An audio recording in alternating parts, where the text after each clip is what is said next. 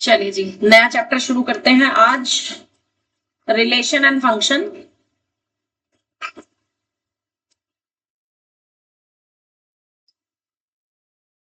समझेंगे जरा इसको। फॉर्मूला नोटबुक निकाल लीजिए।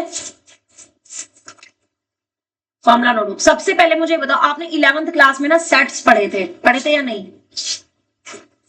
कितने तरीके के होते हैं सेट्स? दो तरीके के होते हैं। एक तो होता है फाइनाइट सेट्स और एक होते हैं इनफाइनाइट सेट्स, है ना। फाइनाइट वो जिसमें नंबर ऑफ एलिमेंट्स काउंटेबल हो, जैसे हो सकता है किसी में सिर्फ एक ही एलिमेंट हो सकता है किसी में दो एलिमेंट हो सकता है किसी में तीन एलिमेंट हो सकता है किसी में एक भी एलिमेंट ना हो। यानी कि 5 जो होता है वो हमारा नल सेट किस में काउंट किया जाता है? फाइनाइट सेट में काउंट किया जाता है। और इनफाइनाइट सेट कैसे होते हैं? जैसे कि n such that n is a natural number। कैसा सेट हुआ? इनफाइनाइट सेट हुआ, क्योंकि बहुत सारे होंगे, है ना। या मैं कहूं कि n such that n is a prime number। अब ये भी कैसा सेट हुआ? इनफाइनाइट, है ना, राइट। जो फाइनाइट सेट होते हैं उसकी कोई एक कार्डिनल नंबर होता है, cardinal number of a finite set होता है, ठीक है। यानी कि cardinal number of a finite set मतलब number of elements in a finite set. किससे रिप्रेजेंट करते हैं इसको? NA से, ठीक है।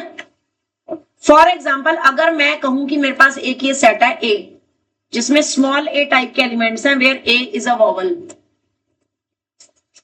और मैं आपसे पूछूं कि A का कार्डिनल नंबर बताओ, यानी A में कितने एलिमेंट्स होंगे, तो कितने एलिमेंट्स होंगे?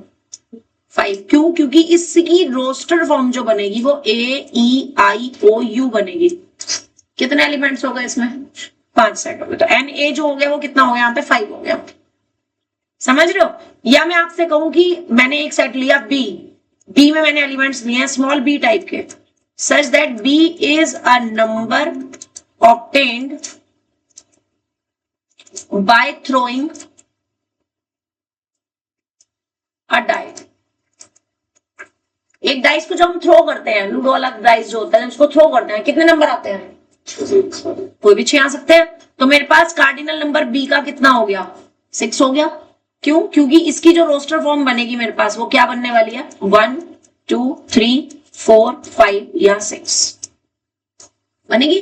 यहां तक आप 11th में पढ़ चुके हो, सबसेट भी पढ़ चुके हो, सबसेट भी पढ़ चुके हो। सबसेट में क्या पढ़ा था आपने? Subset of the set A। क्या होता था सबसेट? A के ही कुछ एलिमेंट्स को लेकर के जो हम नया सेट बनाते हैं उसको क्या बोलते हैं? सबसेट बोलते हैं, है ना। कि कोई भी set A will be subset of any set X if all the elements of A belongs to X। यही हो ना।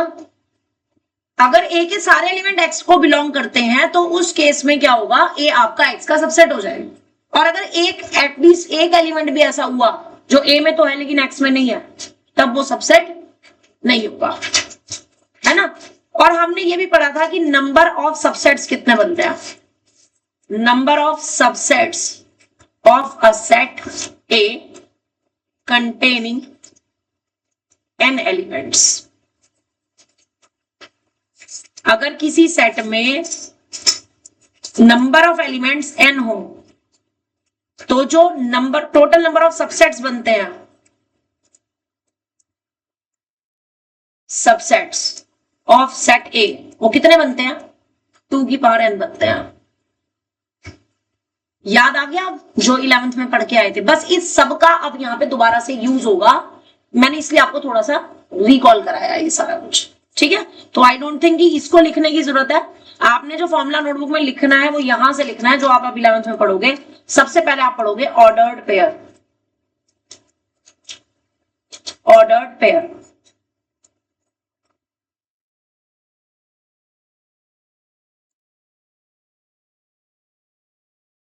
अब ऑर्डर्ड पेयर होता क्या है? आपने कोऑर्डिनेट ज्योमेट्री पढ़ी है। कोऑर्डिनेट ज्योमेट्री में हम क्या करते हैं, एक पॉइंट प्लॉट करते हैं कार्टेशियन प्लेन पे।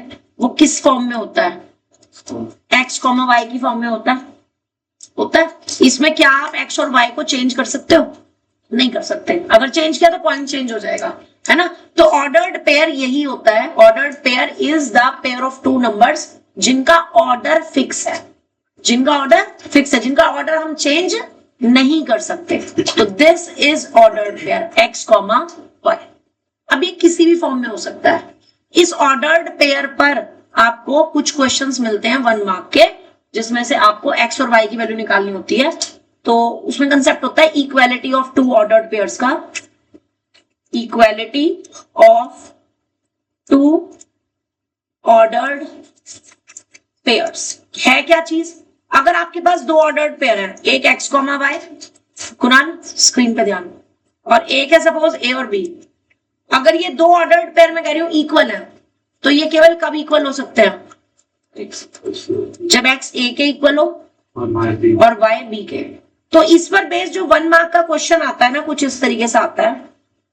For what value of x and y, आपको सपोज दे दिया x माइनस वाई और यहां पर x y is equal to 1,12, और आपको क्या फाइंड करना है? x एंड y फाइंड करना है। तो बेसिकली आपने करना क्या है, इक्वालिटी का कंसेप्ट लगा करके x माइनस वाई को किसके इक्वल रख देंगे? 1 के, और एक्स वाई को किसके इक्वल रख देंगे? 12 के। दो इक्वेशन मिलेंगी, दोनों को सॉल्व करके आपने x और y निकालना है। Got it? आप लिखना शुरू करो यहां से ऑर्डर्ड पेयर से। फॉर्मूला नोटबुक में यहां से लिखना शुरू करेंगे ऑर्डर्ड पेयर। ऑर्डर्ड पेयर ये where position of x and y can't be interchanged।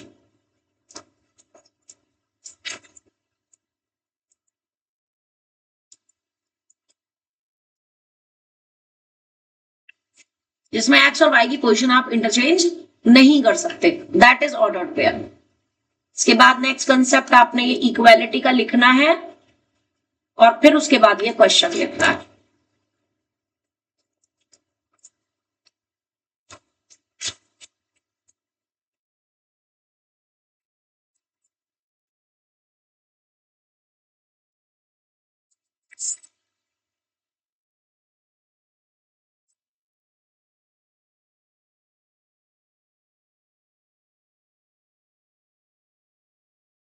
क्या है आंसर? x की वैल्यू 4, y की 3। बिल्कुल सही, सबका यही आ रहा है। क्या इसके अलावा और भी कोई पेयर बन सकते हैं? अगर मैं ये कर दूं x माइनस वाई और x y is equal to 2,12, अब आंसर क्या बनेगा?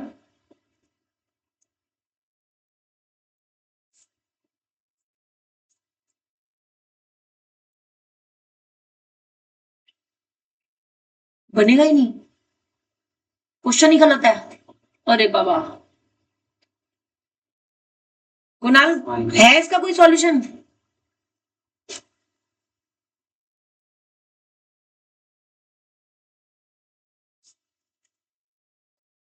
फोर, अब है क्या? 6 और 2, बिल्कुल सही। x इज इक्वल टू 6 और y इज इक्वल टू 2, है ना। समझ आ रहा है? ठीक है। और कई बार तो ऐसा भी आ जाता है, लाइक एक्स स्क्वायर और प्लस वाई स्क्वायर और साथ में एक्स वाई, ये दो दे दिए इज इक्वल्स टू, और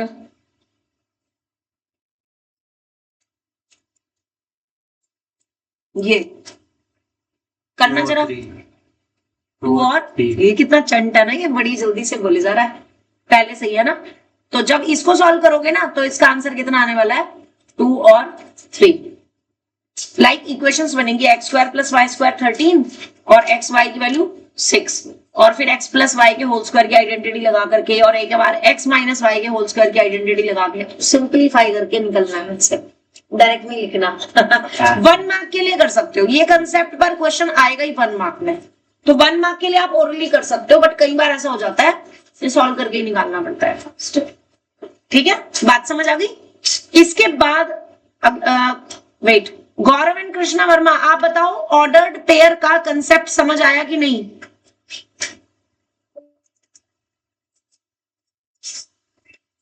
कृष्णा वर्मा एंड गौरव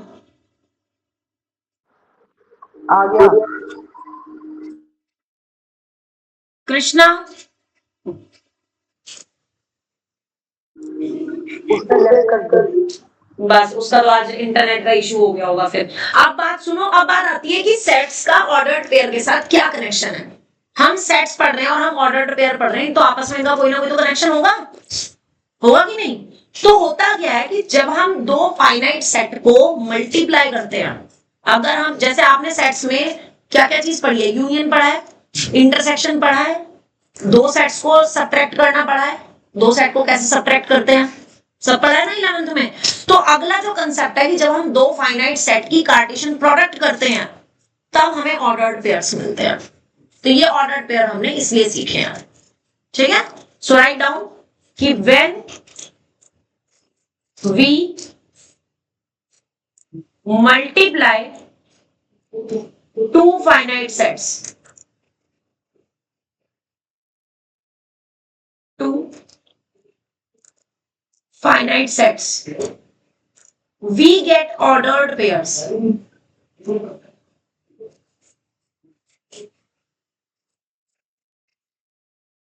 अब जरा समझना इसका कंसेप्ट क्या है, यानी कि A क्रॉस B जब हम करेंगे तो मुझे ऑर्डर्ड पेयर्स मिलेंगे ए बी टाइप के, जिसका हर एक एलिमेंट जो होगा, पहले वाला एलिमेंट, हर एक ऑर्डर्ड पेयर का पहला एलिमेंट पहले सेट का होगा और बाद वाला एलिमेंट बाद वाले सेट का होगा। This is the definition of Cartesian product of two finite sets. किसका डेफिनेशन है ये? Cartesian product of two sets. अगर ए और बी दोनों में फाइनाइट एलिमेंट्स हैं तो ए क्रॉस बी में भी फाइनाइट नंबर ऑफ एलिमेंट्स होते हैं, लेकिन अगर ए और बी में से कोई एक भी इनफाइनाइट सेट हो गया तो उस केस में ए क्रॉस बी भी इनफाइनाइट सेट होता है। So write down, if both A and B are finite sets, so will be A cross B. But if at least one of A and B is infinite, so will be A cross B. Example से समझेंगे इसको। Like मेरे पास A में 3 elements हैं 1 2 3, B में मेरे पास सिर्फ 2 elements हैं 1 और 2, और आपसे कहा जाए कि ए क्रॉस बी निकालो, तो ए क्रॉस बी कैसे निकलेगा? आपको ए के हर एक एलिमेंट का बी के हर एक एलिमेंट के साथ पेयर बनाना है, ऑर्डर्ड पेयर बनाना है। लाइक 1 का पेयर 1 के साथ क्या आ जाएगा?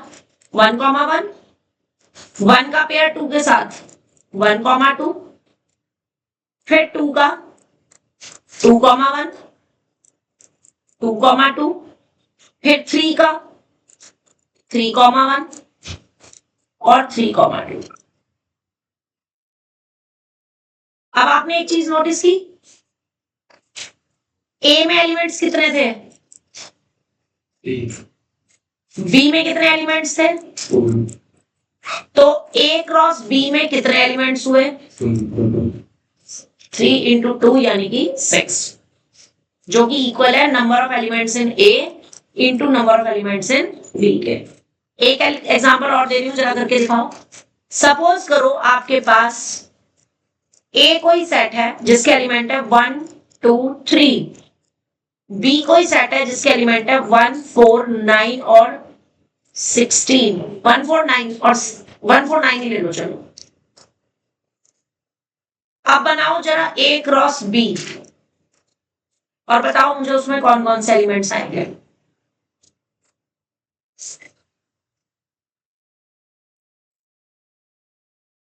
हो गया?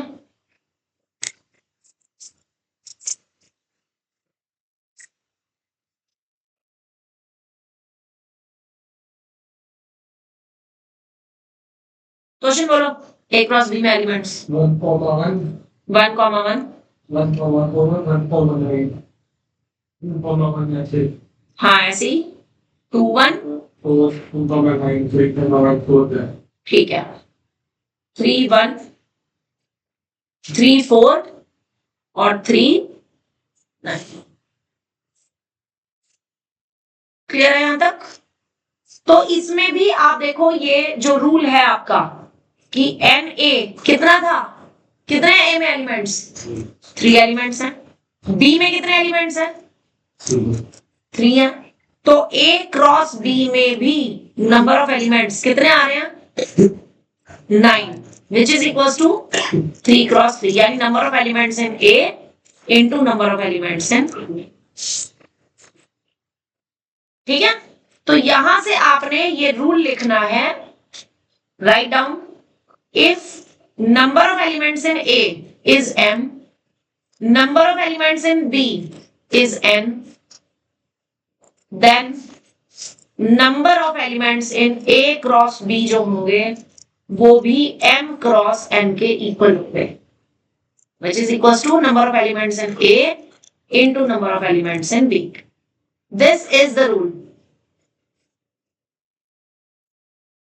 A क्रॉस बी में कितने एलिमेंट्स हो जाएंगे m क्रॉस n। इतनी बात समझ आ गई? चलो अगर समझ आ गई है तो मुझे ये बताओ, अगला एक क्वेश्चन लिखो, find A cross A if A is equals to 1 3 and 5।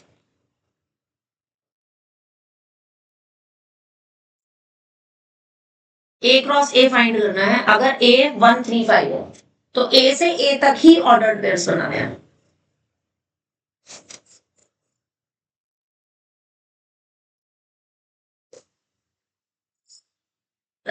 Ordered pair Kunal इनको ब्रैकेट में लिखना कंपलसरी है। वो पहले एक बार लिखो इसका। अच्छा ठीक है।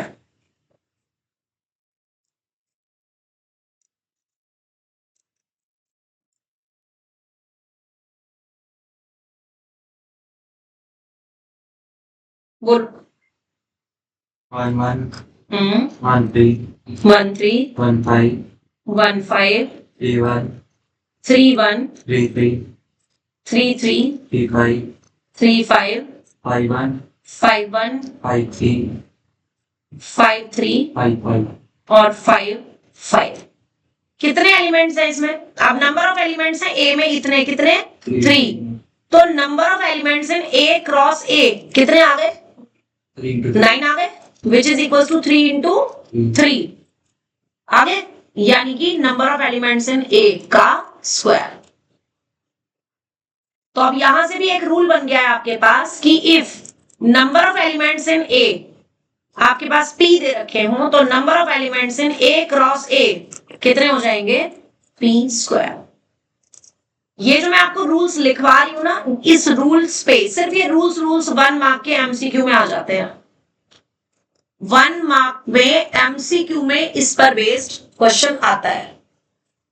अब बिना a क्रॉस a निकाले आप मुझे बता सकते हो जरा, एक क्वेश्चन दे रही हूं, ये ऑलरेडी आया हुआ है क्वेश्चन 1 मार्क में ना, ये क्वेश्चन ऑलरेडी आया हुआ है, ठीक है।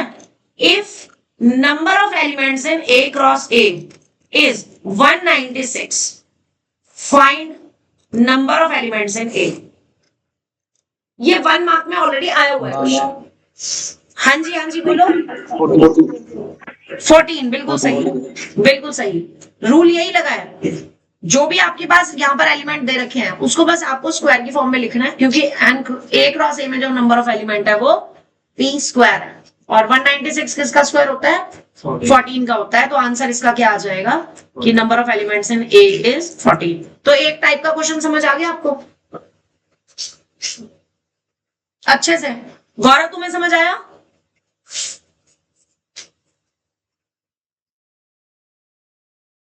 No response. ये इस क्लास ऑन करके बैठा है। लेफ्ट तो नहीं कर दी इसने? कृष्णा गौरव क्लास में है? मैं चेक करती हूँ। ये बोल नहीं रहा ना तो उसको रिमूव कर देते हैं क्लास से और ब्लॉक भी कर देते हैं साथ में।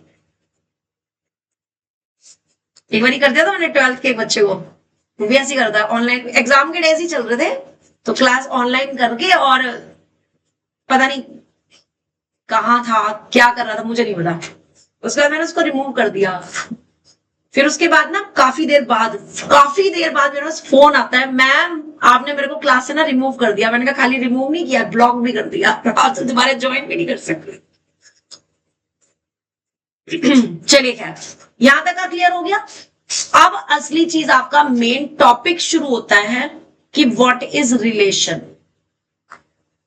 रिलेशन क्या होता है? रिलेशन क्या होता है? लेट सपोज करो मेरे पास A and B are two sets. ये मेरे पास दो सेट्स हैं। और कैसे सेट्स हैं? दो फाइनाइट सेट है, टू फाइनाइट सेट्स। ठीक है, तो जो मैं ए क्रॉस बी वाला सेट बनाऊंगी उसमें सारे के सारे कैसे होंगे सेट? कैसे एलिमेंट्स होंगे? ऑर्डर्ड पेयर्स होंगे, ए क्रॉस बी टाइप के, ए बी टाइप के ऑर्डर्ड पेयर्स होंगे, जिसमें हर एक ऑर्डर्ड पेयर का पहला एलिमेंट किसका होगा? उसका किसका? ए का। और बाद वाला एलिमेंट किसका होगा? बी का। एक्टिवली बैठो, नींद वींद तो नहीं आ रही ना? समझ आ रहा है कि नहीं आ रहा? थोड़ा थोड़ा आ रहा है? ये तो समझा ही हुआ है, तो फिर तो एक्टिवली आंसर दे। तो अब जो सबसेट्स होते हैं, the subsets of A cross B is known as relation from A to B। वो A से B तक रिलेशन कहलाते हैं। A क्रॉस B वाले सेट के जो सबसेट होते हैं, और कितने भी हो सकते हैं सबसेट, ये कितने हो सकते हैं सबसेट, वो अब हम डिस्कस करेंगे कि कितने रिलेशन बन सकते हैं। ठीक है, तो जरा ध्यान से देखना। अगर नंबर ऑफ एलिमेंट ए में P हो और नंबर ऑफ एलिमेंट बी में जो है वो Q हो, तो A क्रॉस B में नंबर ऑफ एलिमेंट्स कितने हो जाएंगे? PQ हो जाएंगे, हो जाएंगे। तो A क्रॉस B में जब PQ एलिमेंट है तो उसके सबसेट कितने बनेंगे? Therefore total number of subsets of A cross B कितने बन जाएंगे? 2 की पावर पी क्यू बन जाएंगे बाय द रूल 2 की पावर n सबसेट से। ये आपको बताया था ना ऊपर कि सबसेट में कितने एलिमेंट्स होते हैं, कि अगर किसी सेट में n एलिमेंट हो तो उसके कितने सबसेट बनते हैं? कितने बनते हैं? 2 की पावर n बनते हैं। अब हमारे पास a क्रॉस b में कितने एलिमेंट है? p into Q. तो उसके सबसेट में कितने एलिमेंट होंगे? 2 की पावर p इंटू क्यू। और जो ये सबसेट है वो है क्या? वो रिलेशंस है। इसका मतलब क्या हुआ कि total number of relations from a to b कितने हो गए? 2 की पावर p क्यू।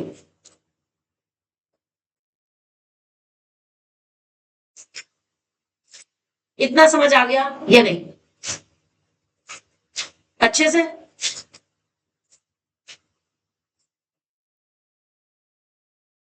कृष्णा, गौरव, दोनों बताओ मुझे समझ आया कंसेप्ट की नहीं? हाँ, मैं तुम्हें ना एक रिलेशन यहाँ पे बना करके दिखा रही हूँ। सपोज फॉर एग्जाम्पल, सपोज करो आपके पास ए में एलिमेंट है 1, 3 और 5, और बी में मेरे पास एलिमेंट्स हैं 2 और 4। ठीक है, अब मैंने एक रिलेशन लिखा है, मैं इसमें ऑर्डर्ड पेयर्स लिखूंगी, जिसमें मुझे चेक क्या करना है कि हर एक ऑर्डर्ड पेयर का पहला एलिमेंट किस में होना चाहिए, ए में होना चाहिए, और बाद वाला किस में होना चाहिए, बी में। तो आप मुझे बताओगे कि जो मैं यहाँ पे लिख रही हूं रिलेशन, वो एक्चुअल में रिलेशन है या नहीं।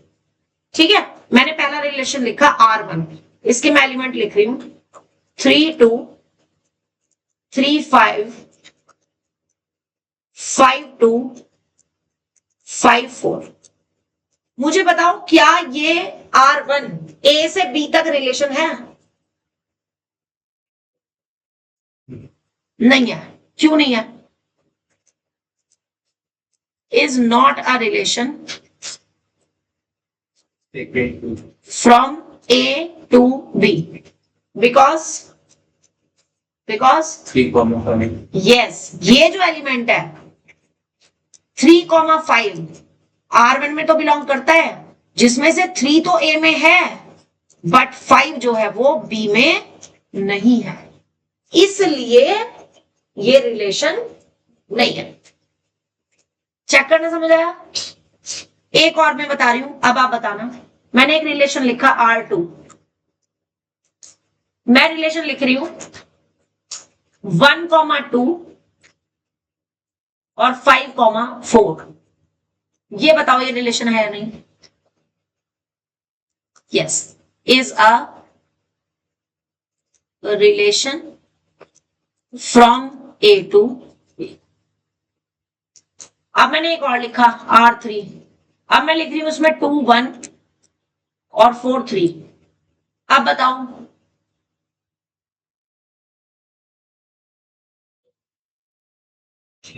ये A to B नहीं है लेकिन B to A है।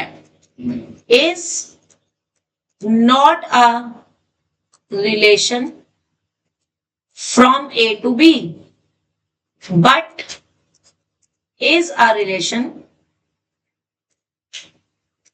from B to A।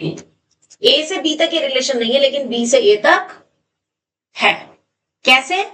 B से A तक कैसे है? क्योंकि हर इसका जो पहले वाला एलिमेंट है वो B वाले सेट में है और बाद वाले जो एलिमेंट है वो कहां पर है, A में है। बोलो रिलेशन की पहचान करनी समझ आई या नहीं? गौरव एंड कृष्णा, कौन सा तो पूछना बेकार है, क्लास ही नहीं है तो। कृष्णा समझ आया?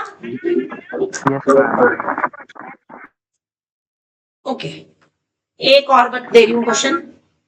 ए मैंने एक सेट लिखा है x such that x is a perfect square number less than 10। और अब मैं एक रिलेशन लिख रही हूं R, ठीक है, 1,1 3,4 4,1। अब बताओ क्या ये A से A तक कोई रिलेशन है? क्या A to A रिलेशन है? नहीं है। क्यों नहीं है? 3,4, हाँ, क्योंकि इसमें जो 3 है ना वो परफेक्ट स्क्वायर नंबर नहीं है, तो is not a relation from A to A। और अगर मैं इसी में लिखूं एक और रिलेशन जिसमें मैं लिख रही हूं 1,4,4,9,9,1, आप बताओ, आप बताओ रिलेशन है या नहीं? है, क्योंकि इसके जो दोनों एलिमेंट्स हैं वो किस में बिलोंग करते हैं, ए में बिलोंग करते हैं।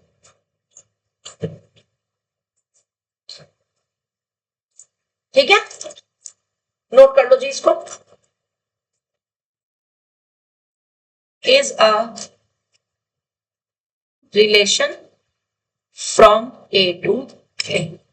रिलेशन बनाना और रिलेशन चेक करना समझ आया या नहीं?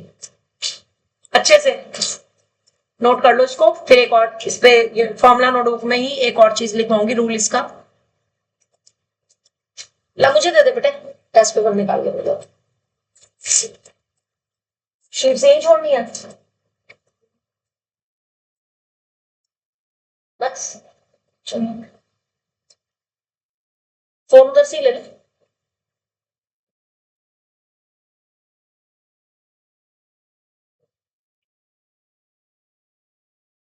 नोट कर लिया?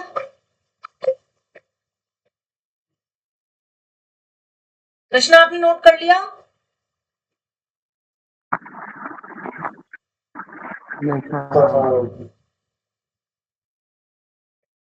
ओके, अब जरा ध्यान से समझना,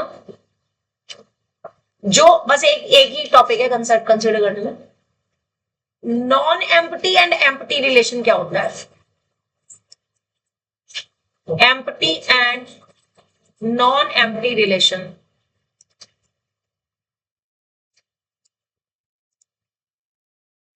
empty and non empty relation क्या होता है? आपने देखा होगा जब भी हम किसी सेट के सबसेट लिखते हैं तो उसमें हमारे पास एक सबसेट जो होता है वो फाई जरूर आता है।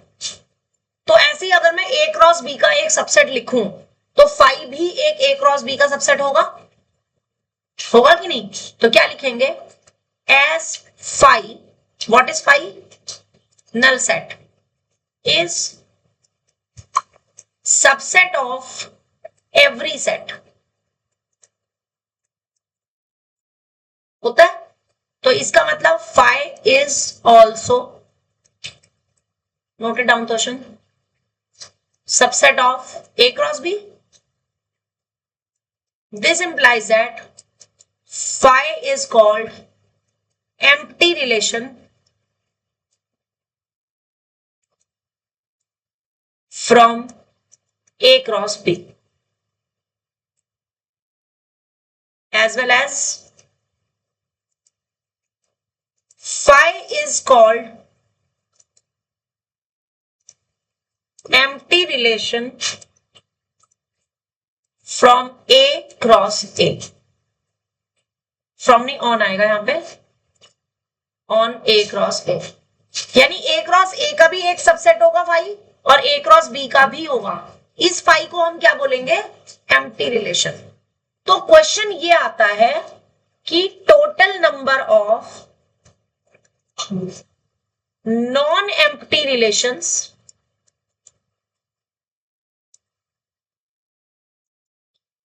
from A to A, from A to B कितने हो जाएंगे? अगर नंबर ऑफ एलिमेंट्स A में P हो और number of elements in B जो है वो Q हो, तो नॉन एम्प्टी रिलेशंस कितने हो जाएंगे? 2 की पावर PQ माइनस 1। यस, जो टोटल रिलेशन थे वो 2 की पावर PQ थे, उनमें से हमने एक माइनस कर दिया, -1 कर दिया। पावर में से नहीं माइनस करना, इस पूरे में से माइनस करना है, ठीक है ना? तो इतने हमारे पास नॉन एम्प्टी रिलेशन हो जाएंगे। और इसी तरीके से total number of non empty relation on A से ए तक कितने हो जाएंगे? 2p minus 2pq। 2 की पावर ए से ए तक कितने रिलेशन थे? 2 की पावर p स्क्वायर नहीं थे कि नहीं? उसमें से हमने एक माइनस कर देना है, तो वो हो जाएंगे 2 की पावर p स्क्वायर माइनस 1। ये जितने भी मैंने तुम्हें हाईलाइट करके दिए हैं ना येलो कलर से, ये सब 1 मार्क में एमसीक्यू में डायरेक्ट पूछे जाते हैं या फिर असर्शन रीजन में पूछे जाते हैं। ओके, अब कल जब आप आओगे ना तो कल मैंने पहले आपको ये ओरली आपसे सुनने हैं सारे रूल्स, तब हम आगे बढ़ेंगे। टेस्ट संडे को देना होता। हाँ, तैयारी चल रही है? कह रहे मैम देखते हैं। हाँ, कृष्णा सोच रहे, कह रहे देखते हैं मैम। उसमें तो है किसका? डिफरेंशियल। हाँ,